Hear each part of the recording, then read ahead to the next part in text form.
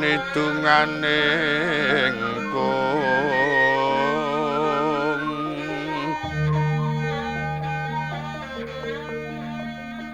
lir wuwu sing pini panca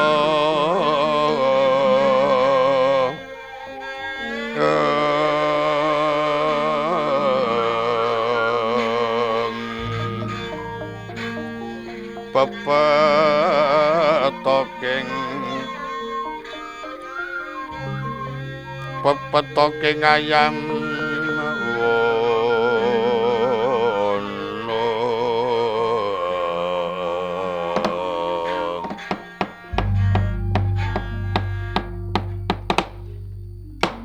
kadangipun Kakang Dimas Werkudara opo mbarep kakangku utawa Dimas kembar kula wonten paring adhawuh Kaka Prabu kula nuwun wonten paring adhawuh Kaka Prabu pun Kakang lan Dimas anggone Ames Subrata wis rada sawetara suwe nanging nyatane Jawata durung paring pepadang apa kelakon apa ora panggawipun Kakang sakadan ingin kaya mengkono mau apa pancen pun Kakang lan kabeh para kadangipun Kakang iku luput marang dewa apa pancen nampa sapu dendane para sesepuh apa merga pancen kurang gentur tapane dene durung bisa pinaringan sasmita ingkang gawe tentreme penggalihipun Kakang Yayi mbarep kakangku rikala semana ingkang amranata mungguhi mbarep kakangku apa maneh para kadang ora ana liya kejaba mung Kresna kakangku gandeng mbarep kakangku lan kabeh para sedulurku durung bisa nampa wangsiting dewa aku darbi penemu mbok menawa mbarep kakangku Nayogyani bakal matur ora ngersane Kresna kakangku kepiye amrih gampange bisa nampa sasmitaning dewa yen mengkono prayoga Dimas banjur merpeki ana kelenggane Kaka Prabu kula kepareng munjuk atur ngersa dalem Kaka Prabu menawa dening Kang Mas Werkudara kepiye Dimas Sedewa rikala semanten Kaka Prabu Ndwarawati sampun paring adhawuh bilih piyandalem lan sedaya para kadang kadhawan sumandhak wonten ing pertapan menika. Yen Kaka Prabu Ndwarawati ing saged nampi sasmitaning Jawata temtanipun ajeng tumuli paring uninga. Yen Kaka Prabu sakadang ing saged nampi sasmitaning Jawata tumuli munjuk atur dhateng ngersa dalem Kaka Prabu Ndwarawati. Langkung-langkung Kang Mas Arjuna ing wonten Tibrasara. Nyatanipun pepundhen kula ing Ndwarawati dereng saged rawuh wonten ing pertapan menika ateges dereng nampi wangsiting Jawata. Upaminipun Kang Mas Werkudara sowan saged kelampan boten damel rena penggalih nanging saged nampi deduka. Awit njugaraken tapanipun Kaka Prabu ingkang nedheng-nedhengipun nuwun dumateng Jawata. Sena kaya bener ature adimu ragil. Amri aja nganti nampa dedugane Kaka Prabu sawetara Dimas lan pun Kakang kudu saranta senajan ta wektu ing candra iki durung bisa nampa dawing Jawata mbok menawa candra kang bakal tumeka aja mingkuh saka perkewuh aja wedi ngadhepake pepalang bebasan aja ming lara mati ayo padha dilakoni ing atase titah mercapada kang darbi panuwun ora bakal mendha saka panuwune yen durung katarima luwung tumeka sirna margalayu kalamunta gagal kang dadi sedyane para kadang yen mengkono kersane baru kakangku aku ora bakal wegah sanajan to ndherekake Mesubrata apa maneh mung prihatin kaya mangkene Senajan kadawan munggah kayangan ngadhep dewa aku ora bakal wedi. Kurang prayoga ora urung bakal nandhakake angkara murka ora ana gunane Dimas Prihatin. Ora ana perlune ngaku kesuma yen isih darbe watak ingkang Deksurayayi. Sasangka keton kang wis gumiwang ing gegana.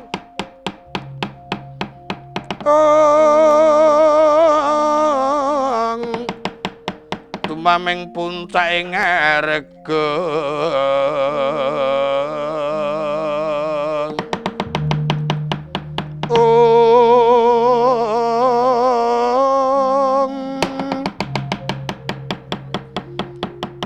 Sirna Sarating Kartika ing gegana Bramarkata katon wijiling Hyang Pratangga Pati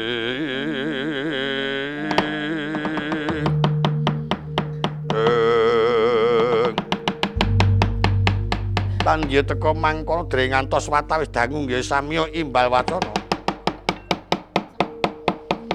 Katungka Raden Janaka kadheaken para Panakawan ingkang minggah ing pertapan kagiat ing samya uninga.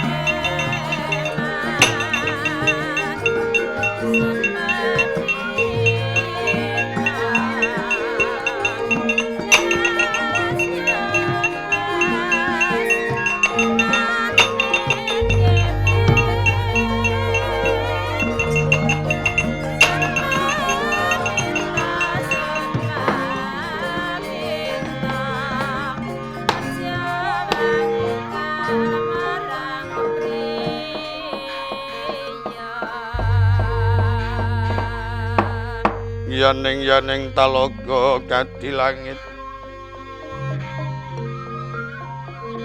mambang tepas wulan pamaneka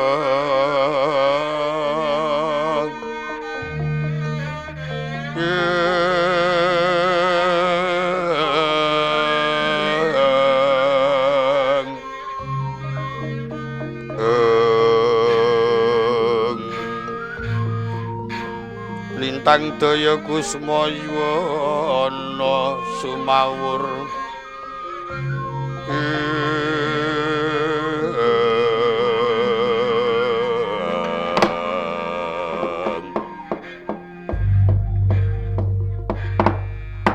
Yayi Arjuna padha basuki kula nuwun nampi pangestu dalem kados mboten kirang setunggal menapa piswan kula kepareng aturaken sembah pangabekti Koko Prabu. Iya Dimas tak trima.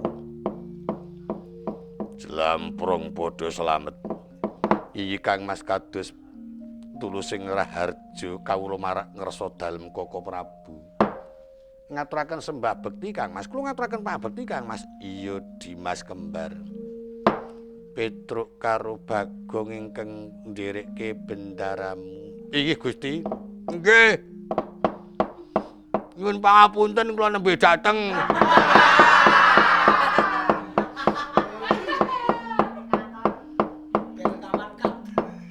Panjenengan prisa nyambak karang sing jenenge rol niku. Aku ki ngerti. Nek kowe kuwi janjane nang kono ya golek, nang kene ya golek, iso ngecaki kono kene ngono. Ning ora ngerti sing kono iso kowe oleh nang kene dicowok.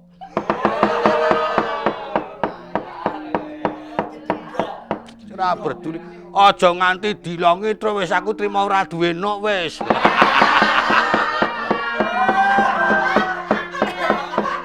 Aku yo ming trima ora duwe nok ora. Watone wangsulan nek. Marata tuli maturana wigati apa Yai Arjuna. Koko Prabu ngaturaken ketiwasan. Ketiwasan ateges ana raja pati kalamutra kedrawasan ades ateges ana kanan kang andrawasi. Kula nuwun inggih anggih kula matur mekaten jalaran pancen keparestu yen Indraprasta wenten raja pejah. Miturut saking aturipun ingkang putra yuga kula pun wisanggeni. Kraton Ngamarta wonten kedadosan kraman saking negari Ngastina. Ingkang saged damel risak kawontenaning kraton lan ngantos wonten bebanten ingkang putra Gatotkaca Antareja lan Antasena sirna Margalayu. Lha iku sapa sing dadi senopatine Dimas ingkang raimba saged matur Koko Prabu. Lajeng para kawula ingkang dados banten kathah ingkang dipun siksa dening Kakang Dursasana, Kakang Bulisrawa tuwin para Kurawa. Ingkang sami midherek sedyanipun para Kurawa dipun uja ingkang dados kermananipun. Nanging ingkang boten mbiyantu dumateng para Kurawa dipun siksa. Ingkang boten kiyat saengga ngemasi kaprelaya Koko Prabu.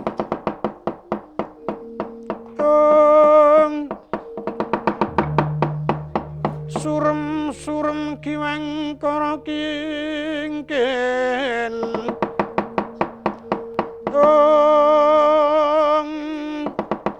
lir manguswa kang layon ilang sirna denya memanise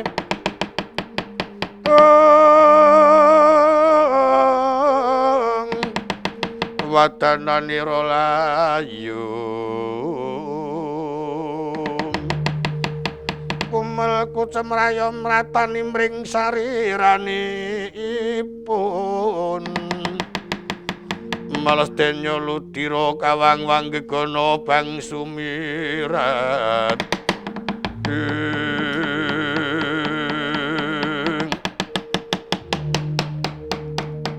duh Yayi Sena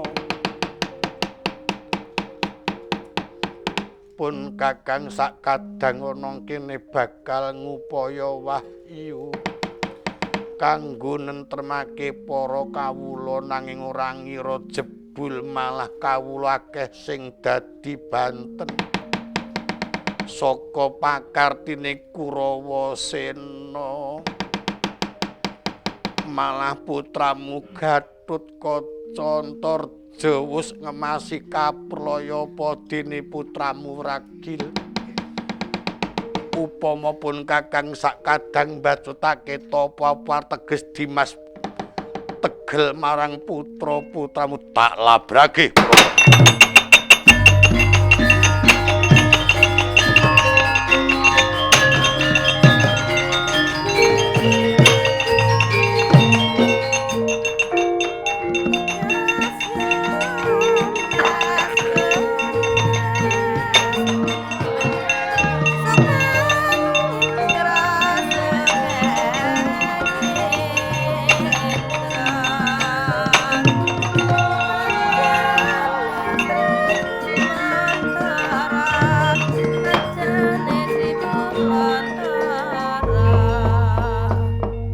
Arjuna wonten paring adhawuh aja tok tegake kadangmu Werda Dimas inggih Koko Prabu Petruk ayu nderek Kang Mas karo Bagong nggih Den nggih aku angger krungu swara ngrintih ngono ki malah mangkel tok wis ngrintih blero ayo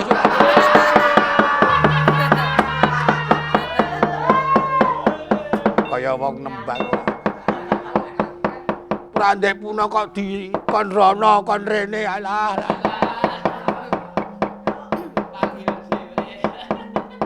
Sopo? Nggih kula niki nyuwun pangestu dalem Koko Prabu sing ati-ati Dimas Arjuna.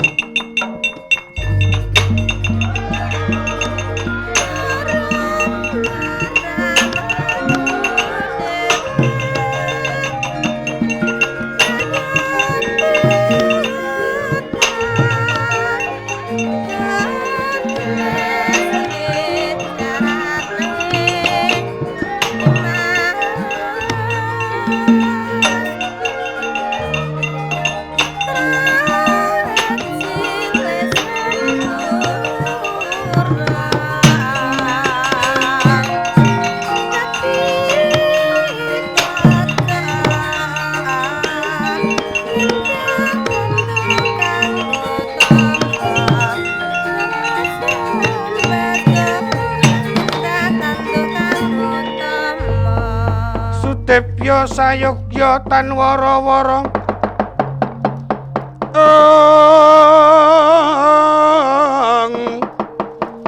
ngumbul gadanira kang sekti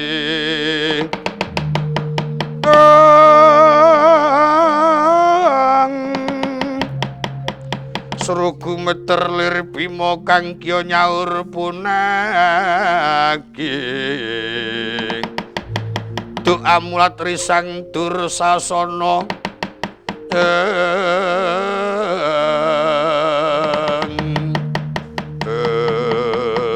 kacarita Raden Haryasena wis jumangkah sangka ing pertapan arsa lumaut ing negari Ngamarta ringkesing carita wis tumeka ing wewengkon kraton Ngamarta paring pitulungan marang para kawula kang den siksa dening para Kurawa saunya pinarian pitulungan marang Raden Haryasena uga paring pidana marang para kawula kang den uja dening para Kurawa manjing telenging kraton Ngamarta wis tumeka sajroning balurti ora ngira wis kapapak para wadyabala Kurawa.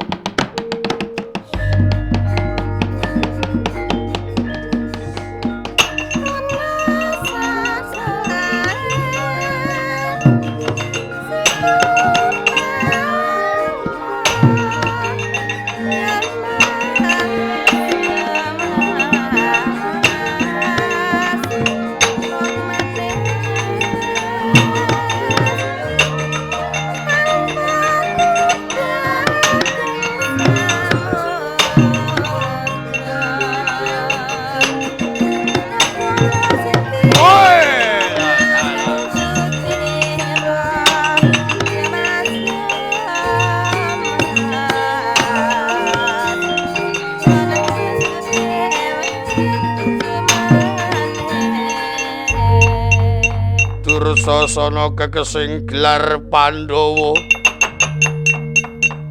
arsa ngrusak gelar sapeturang kang rinengga para Pandhawa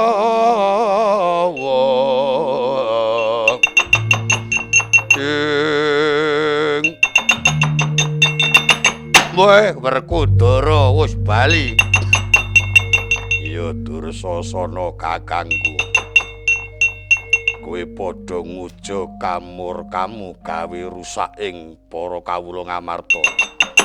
Apa dosane kawula-kawula padha tok siksa?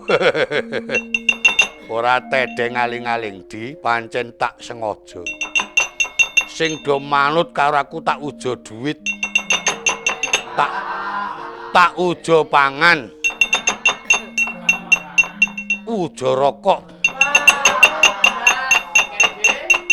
Nanging sing ora manut tak siksa. Tak siksa malah akeh sing padha ngemasi kapraya. Dadi sebagian akeh para kawulamu kae sing dorandha. Merga pancen do dipateni karo Kurawa, ora ming para kawula. Yen pancen perlu para Pandhawa. Wong-wong Ngamarta bakal tak pateni.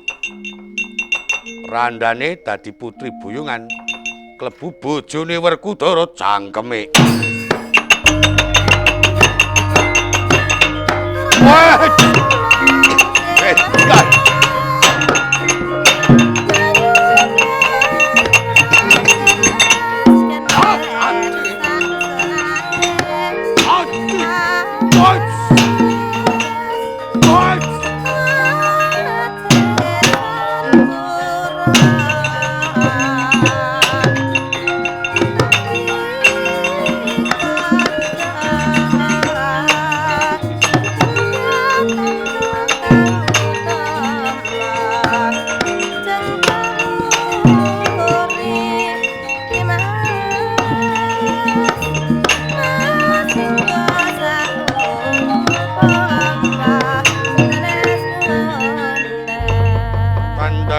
Risang kadalarung yekata sang pinarwasa kumregut magut ing ayuda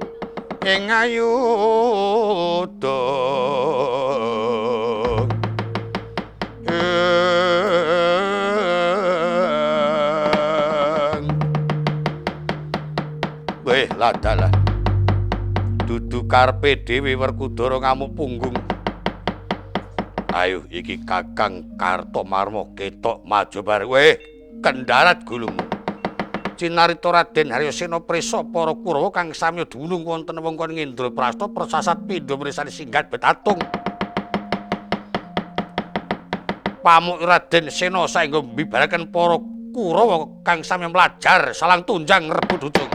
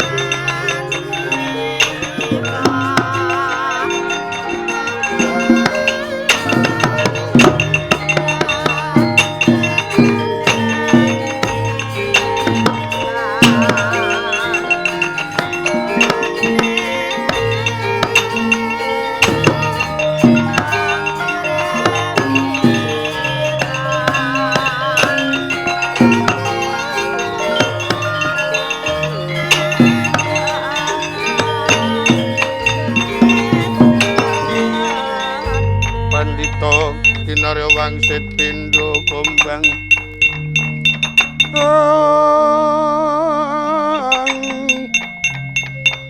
nesepa madu sarining puspita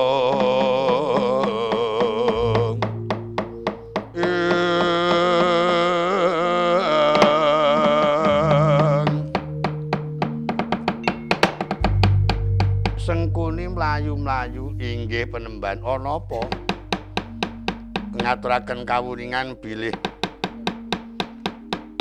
Werkudara ngamuk. Lho, Sena inggih. Ora dalah. Dos pundi Penemban? Lungguh tak patenani Kocapa.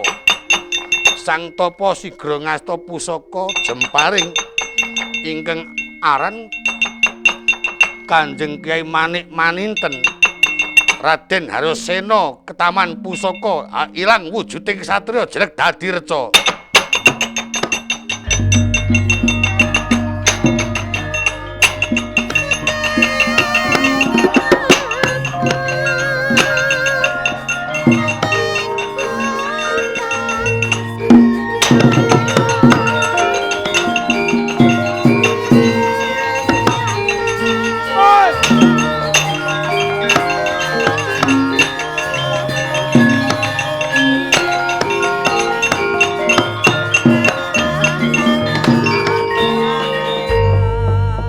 Kang Mas Werkudara kenging menapa Kang Mas?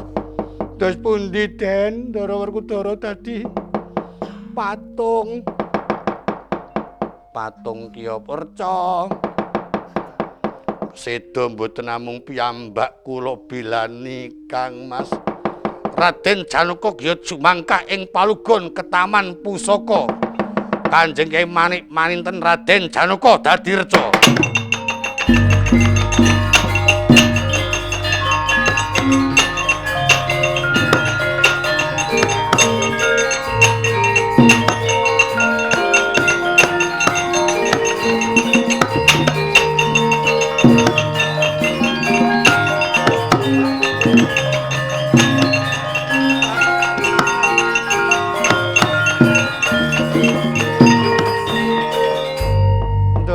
Janaka ya dadi reca nek ndara ki genah piyayi ya nek kowe ki ya melu-melu apa to Gong kok ya. Wis lemu teko keris. Ora kumanan tembang terus dadi reca ayo wis. Cilaka Gong wis mongko iki mau jane nek kowe upama ora dadi reca wis oleh jatah sore iki lho. Jane aning gandeng kowe engko dadi reca sing arep mangan sapa? Ayo aku engko. Ana reca kok iso. Kowe iki ora umum, Truk, ana reca kok klempus-klempus. Kene kok begegek meneng wae. Daturke Sinun Ngamarta, Gong, yo.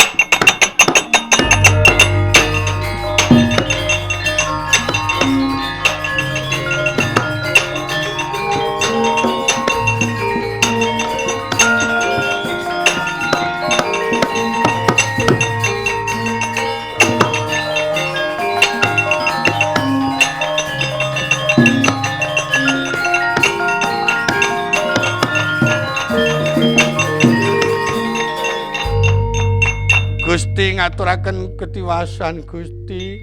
Ana apa Petro? Wonten Rajapati. Kang Rayi Ndara Werkudara Ndara Janaka seda dados reca. Nggih, sinuwun nyumanggaken kula mboten bisa suwala menapa-menapa wong cilik ora ngerti apa-apa anane. Kejaba mung nangis. Wis kahanan kaya ngene wis. Wis awake resik, bundarane resik, dite resik.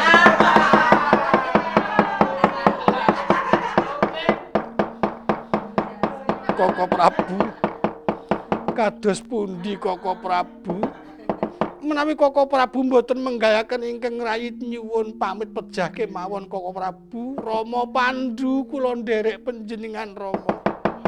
Mboten kiyat mangertos kawontenaning jagat kados mekaten Rama. Ibu Rama kula nderek panjenengan kemawon.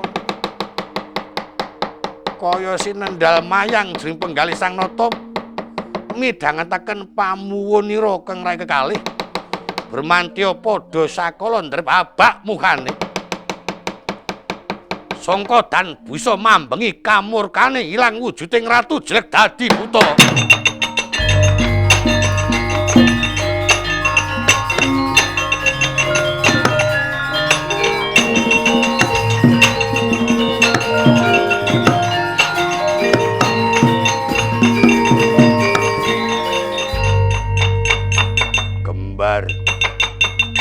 Kembar kowe aja padha nangis. Nuwake keronta-ronta pikirku. Lenggah sing kepenak kadang werda tak belan anak jangkae.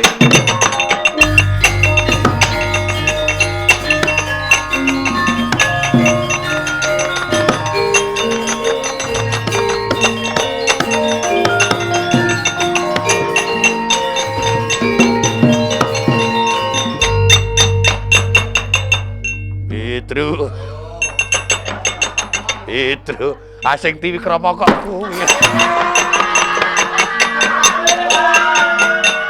Wong TV Krama buta gedhe kok sing gedhe manggon ora. Tutute yo rene ora.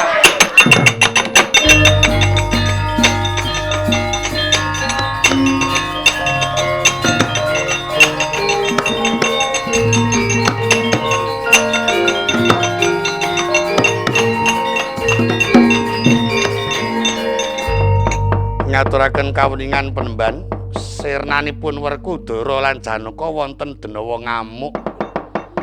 Itu blas ana buta kok dadi duwe cahya seta. Ya.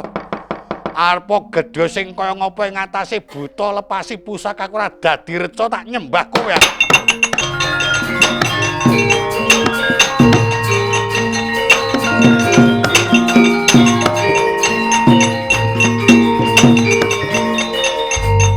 Lepasing jemparing wus uninga mlapindo tatit sang raksasa dasar mumpuni sigra matek,, 'Dayane ngaji, gelap sayuta. Jemparing ingkang ora kaya ing ngatasé buta lepasi pusaka ora dadi reca tak nyembah kowe. Lepasing jemparing wus uninga mlapindo tatit sang raksasa dasar mumpuni sigra matek, 'Dayane ngaji, gelap sayuta. Jemparing ingkang ora kaya ing ngatasé buta lepasi pusaka ora dadi reca tak nyembah kowe. Jemparing ingkang katitik mbodo kalani kapandheng musna sangka ing mercapada bablas kontal kayangan.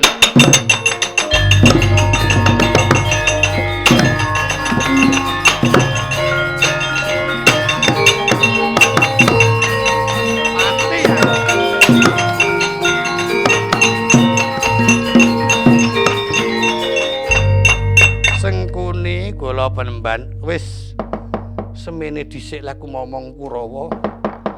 Piyandelku ora ana Sengkuni, ora karu-karuan. Saiki anak-anakku Kurawa yen pancen kepengin slamet do singkirna saka wengkon ing kraton Ngamarta aja wani-wani cerak buta iki. Mesti mati digrayang buta iki. Oh nggih. Bocah ngestina padha mlayu Kakang Durna. Pripun dicune? Wonten buta ngap aduh ora karu-karuan. Ayo bocah iki padha ndelik ayo ndelik. Lajeng penemban badhe tindak butak golekane dhisik pusaka ora lega yen ora bisa kecekel nang tanganku. Digawe sepi ing Ngamarta aja nganti ana para anak putuku saka Ngastina kang kumawani ana wengkon Ngendraprasta. Tapis para Kura kasingkraken dening Sang Tinja Mantri ajrih pangamung raksasa.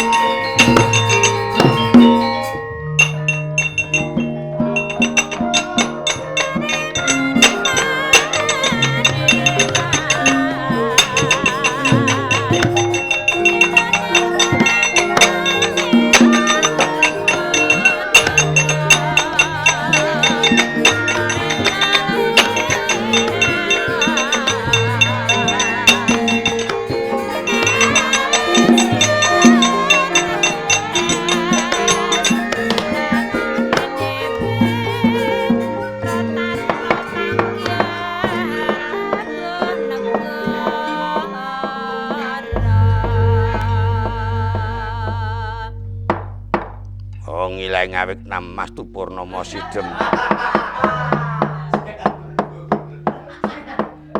Kakang, wonten paringane pundi? Para dewa-dewa. Sak sampunipun ulun wonten kayangan ketingalipun sami sumrengah. Sayanipun nggih. Ning gumun ulun widodari semerep ulun lajeng bibar Kakang Rada. Mbok menawi bibaripun para widodari menika jalan saking gembiranipun ngaten iki.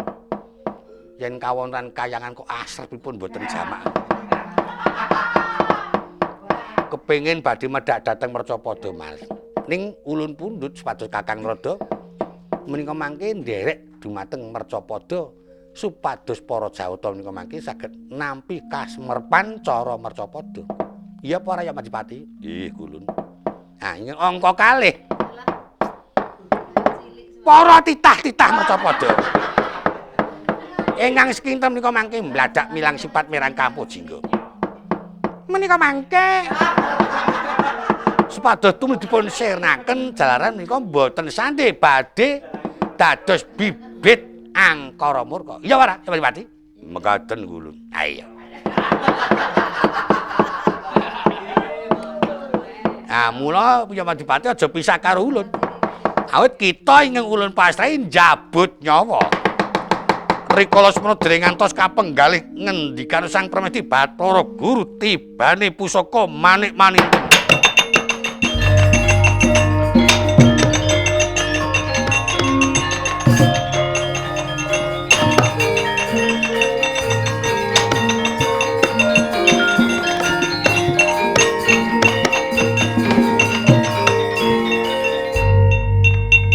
Kakang, niki napa Kakang?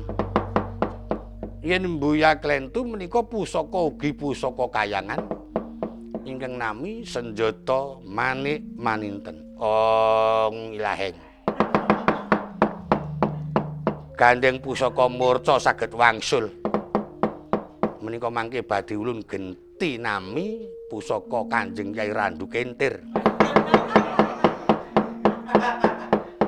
Pelok. Ana pusaka kok diganti jeneng.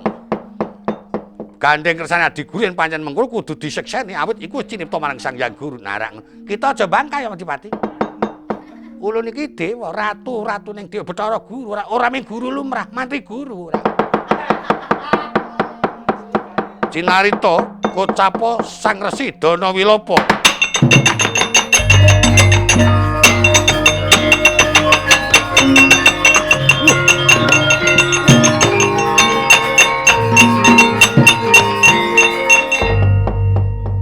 Sang Hyang Guru. Sapa kiye?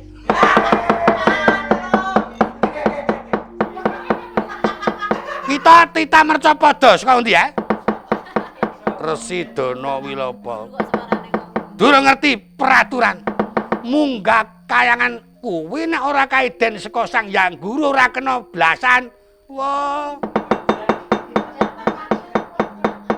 Tendang sira. Arep ketemu karo mustikaning dewa wae kudu bayar ora waton.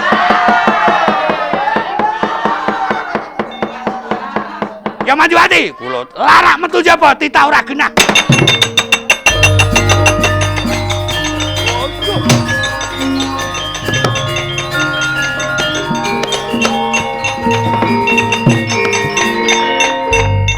Lah kok tanpa kapenggalih teko adiku lajeng tega dhumateng titah. Mboten perlu Kakang rada mbantah pun kajenge kok. Titah kurang ajar kok jujo. Monggo. Awi, nggih. Dewa kok ditembung awi. Ora karutan. Aku titane mboten dajar ngoten niku ndak gedudon. Nggih mboten, Kang? Nggih. Kok pincang. Trek wah. Mpun to. Ditut kaya Majapahit ora gelem ngajar kedah dipun sotaken wonten kowah. Kawacandra dimuka nggih.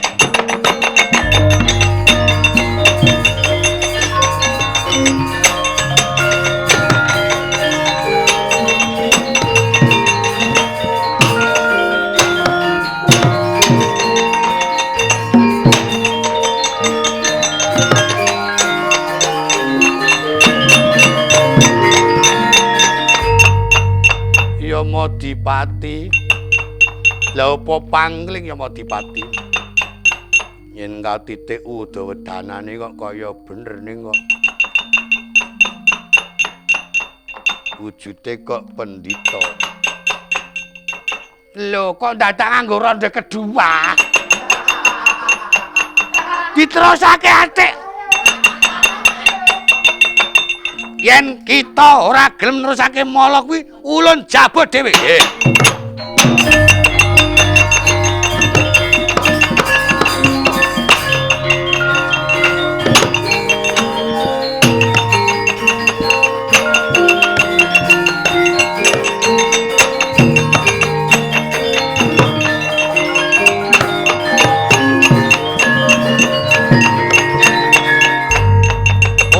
Saka kayangan Resi Dana Wilapa. Awit kabujung Dewi Sang Hyang Yamadipati so Sang Hyang Guru Twin Bathara Narada. Duk rikala semana andeku-ndeku ameminta sih kadarmanira Sang Hyang Pada. Mapan iku saknyatane mustikaning titah. Duk rikala semana kapiring swara kang gumaludhuk sinarean gebyaring tatit Sang Hyang Pada turun saking kayangan.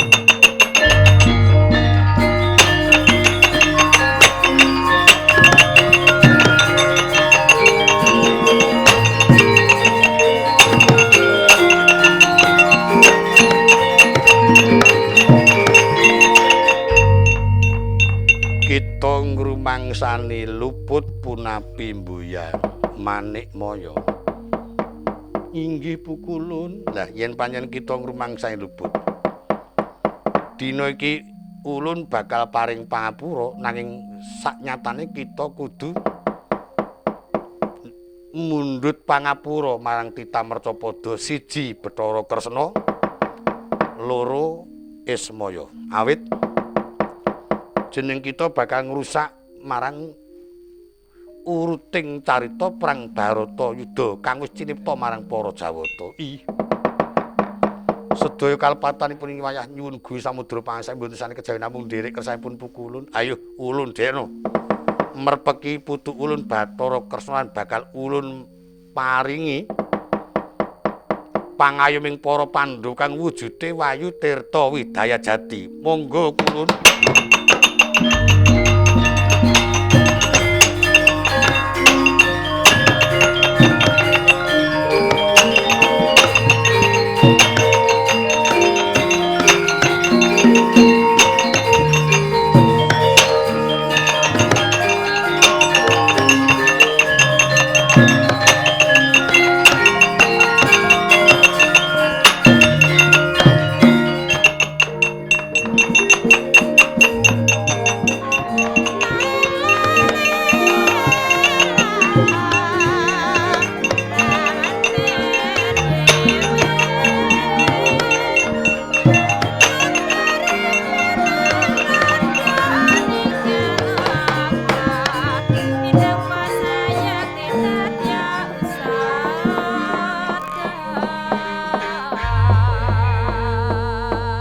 Kepareng ngaturaken sembah pabekti kunjuk wonten sandhaping pepada.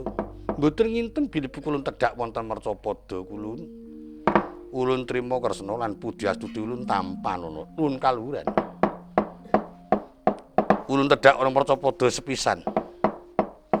Ulun bakal maringi marang panuwuning para titah Mercapada dasar kinudal keparing jawata yen Wayu Tirta Widaya Jati bakal tumurun ing kraton Ngamarta.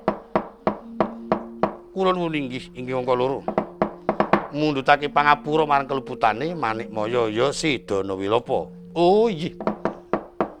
Menapa sababipun rikala semana Darbi panuwun lan Darbi sedya bilani para Kurawa bakal nyirnake para Pandhawa ing isine kejaba mung onong Bathara Kala. Sumber-sumbering angkara murka. Oh iya mboten dados menapa.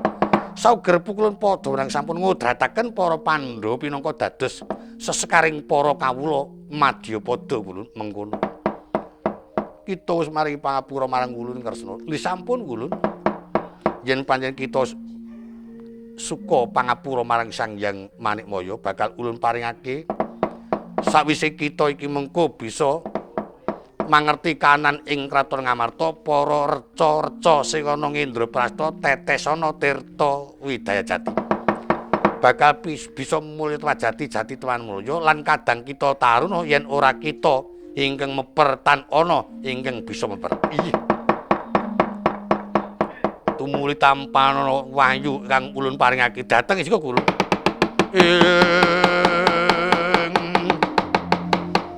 Dewa nuntuna prenggasang saya sinawang saking Mandrawa.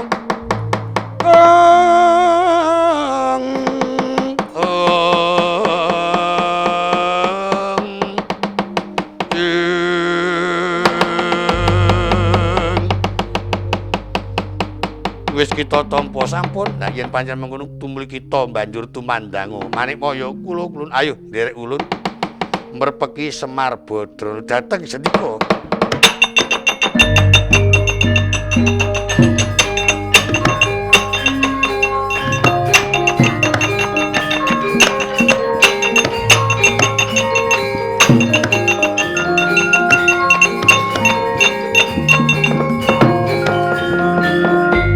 Kocapana Tandrawati dawuh marang ingkang Raya Raden Setyaki siyaga tata-tata wonten salebeting kraton Ngamarta. Anjagi mbok bilih terik sandipaya. Etimana arsa merpeki kang Rayinata Ngamarta kang usal kedaden dadi Gandharwa. Sinundrawati datan bisa animbangi yen ta Mboyati Wikrama. Ilang saka Pandulu Sirna wujuding Nalendra jelek dadi Gandharwa.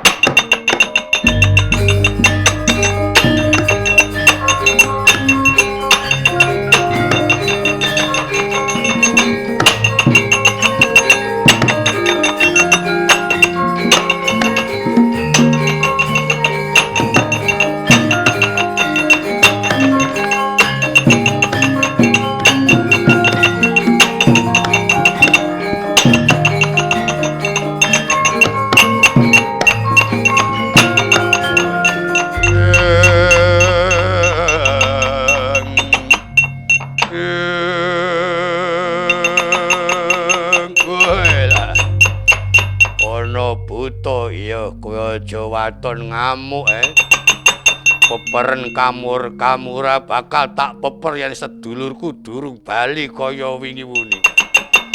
Apa kelakon tak gelundungi.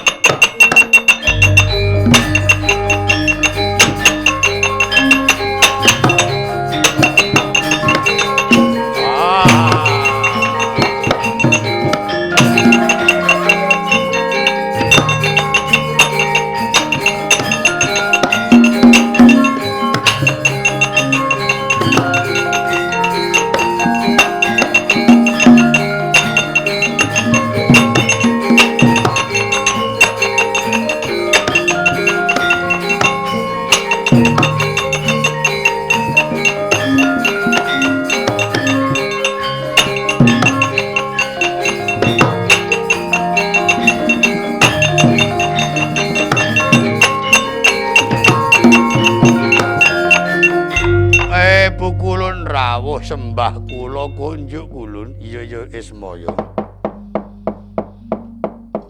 Sembah kula kunjuk Eyang iya Petruk ulun trima. Sungkem kula Eyang iya Bagong. Wonten apa paring deduka dos pundi kok merpeki dhateng keng wayah. Ulun Buya bakal paring duka kang isine nyuwunke pangapura marang kadangmu Taruna Si Manikmaya. Niku napa? Iya Resi Dana Wilapa iki. Aku nyuwun pangapura Kakang. Lah trembelane. Kae sing tukang gawe reca mau. Ayo gawekno reca Semar, ayo. Ayo aja kaya mamerake demen di pusaka senjata Manik Mirah. Sengaja mateni Pandhawa ki sumbere aku ngerti. Kowe ora arep nggoleke panganan anakmu to. Yen pancen kowe pancen bakal bela marang putramu ngupaya boga kanggo isi Bathara Kala, ya kudu duwe duga prayoga lan kudu nggunakake kawaskitan. Aja mung waton mangan. Lah nek Pandhawa sing ana Ngamarta kota anggap Sukerta kuwi genak nek menceng bathukmu kowe. Sing sabar. Iki mboten dados menapa Yang. Ya wis ulun kang nyuwunke pangapura. Banjur kosok baline. Sandangane Manikmaya ana ngendi? Kula ora denger wae ditunggu gareng. Engko tak goleke nek engko tak perlu gareng tak jujule engko. Kowe kene wae. Iya. Yen pancen wis ledjar pamikirmu paring pangapura marang kadangmu Taruna kabeh gawen becik. Gawen ingkang tertib aja nganti ana dewa kang padha nyimpang saka bebener. Mangke kula tatane.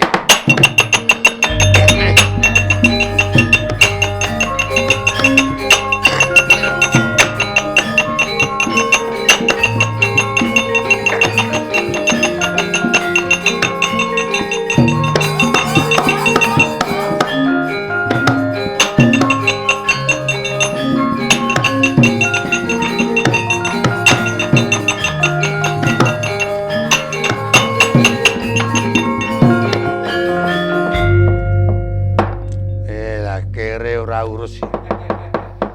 Lah wong kon nunggu dinggo. Druk, gareng endi? Akae. Saiki gareng Kementhus duwe pengawal. Adate ming cok rucok e.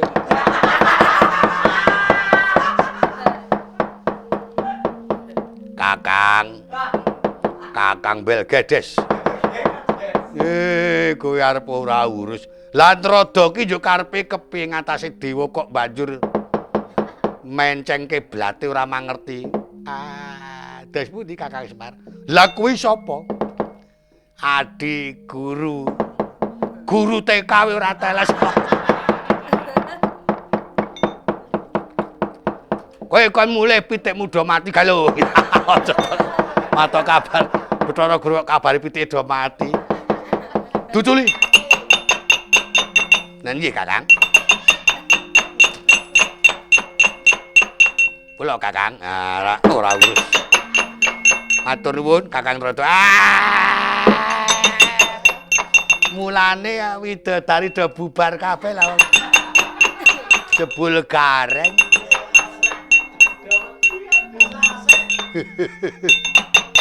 Aku diperintah gareng. Apa Bathara Guru, Pak? Wis gak diagem busanane, iya Kakang Semar.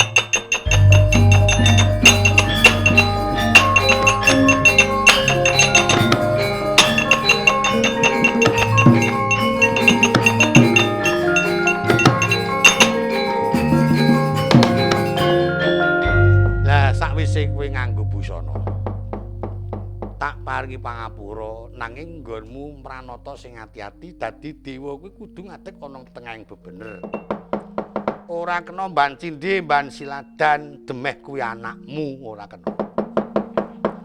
Senajan anake dhewe pancen luput diluputake kuwi ora jeneng gunake wewenangmu aja cocok seneng gunake marang panguasamu. Mengko ndak ora becik. Iya Kakang. Murih tumata tumanja bisa tumanjem. Tumatane bisa runtut pranatane ora sungsang sarik, tumanjeme tan kena kagodha dening rubeda kang bakal njungkelke kowe. Lah mengko tumanja kacena bisa kanggo tepa palupi ana para titah mercapada kabeh para padha ngudi marang kautaman saka kowe ngono mengko. Nrada semono meneh kowe dadi patih ya kudu sing awas. Nggih. Mulane pincang. Mekaten Kakang. Kakang Dengkul, wis kono bali. Ditata sing apik kayangan sendika Kakang Semar.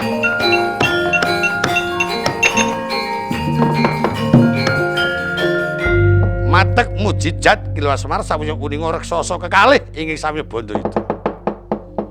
Kataman mujijat ing sanyatane reksasa kekalih Badarnata Ndrawati tuwin nata ngamarta. Pungun-pungun kaya gedhuwung jering penggalih.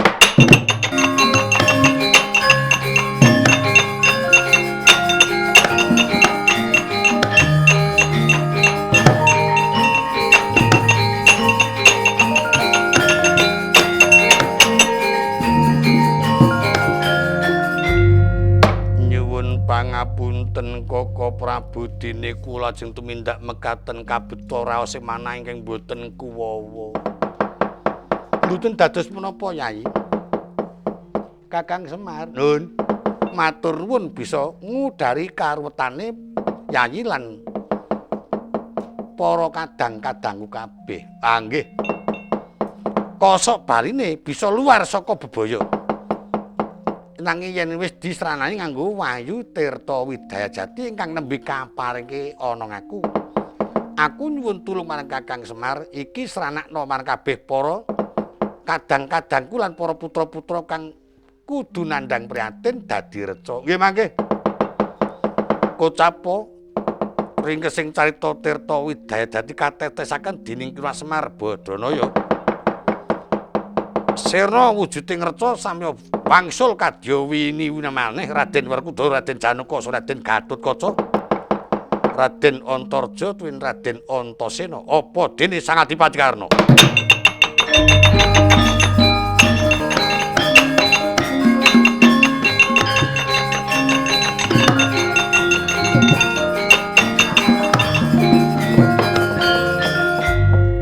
Yayi Sena, apa wis bisa pulih kaya wingi ya. Janaka lan para putra-putramu ya wis padha bisa bali kaya wingi pangestumu Kresna Kakang. Syukur Dimas yen wis bisa mulya temajati. Yai Karna kula wis bisa pulih kaya wingi sampun Koko Prabu. Lah yen mengkono jeneng para yai aja nganti ninggalake para Kurawa, tak parengake banjur kumpul marang para kadang mboten saged kepeksa kula kedah wangsul wonten Ngawangga. Kula badhe kempal kaliyan para kadang ngestina malih yen sampun Yai Jaka Pitana menapa di Paman Durna, Paman Senguni nyuwun pangapunten wonten Ngawangga.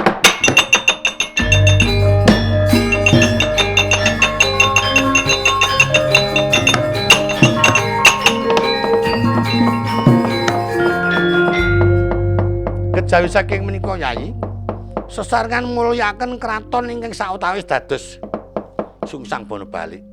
Kados mboten dados menapa.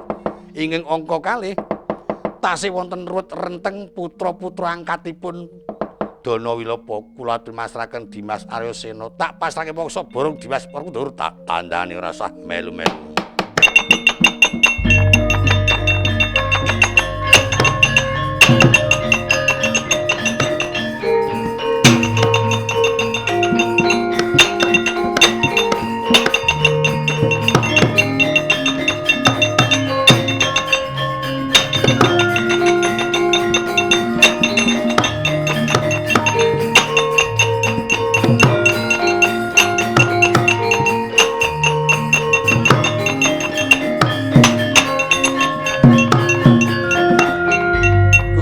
Tambyuring wari kumelping tirta sumunduling wentis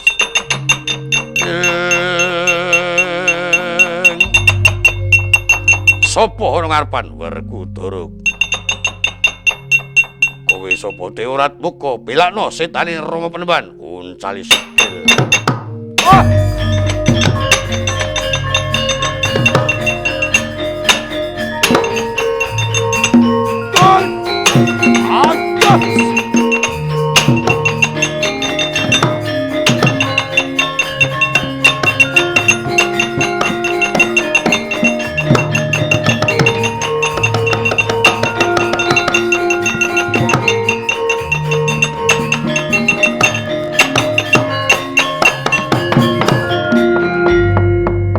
Kakang Durna pripun dicuni para wadyabala saking Simbar Kemlaka bibar sedaya kathah ingkang kapracondhang sirna dening Werkudara. Waduh kados pundi dicuni? Lah kula pasrah Kakang Durna. Pun saniki kula jak wangsul mawon.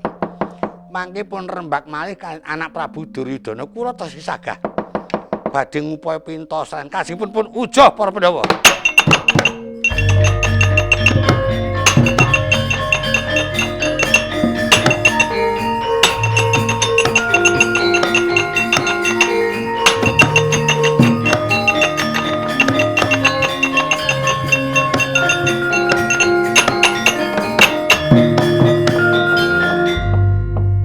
Putra-putran para kadang padha ngadhep ana setinggil Binaturata Yayi. Kabeh panuwun para kadang nggone bak nggayu wayu wis katarima nang nganggo srana prihatin ora mokal panggaya apa wae yen pancen kepenampa kabejan kudu nganggo srana lelakon. Lakon kang mengkono minangka dadi sranane tata tentreming kraton lan dadi sranane rahayuning para kawula. Iya.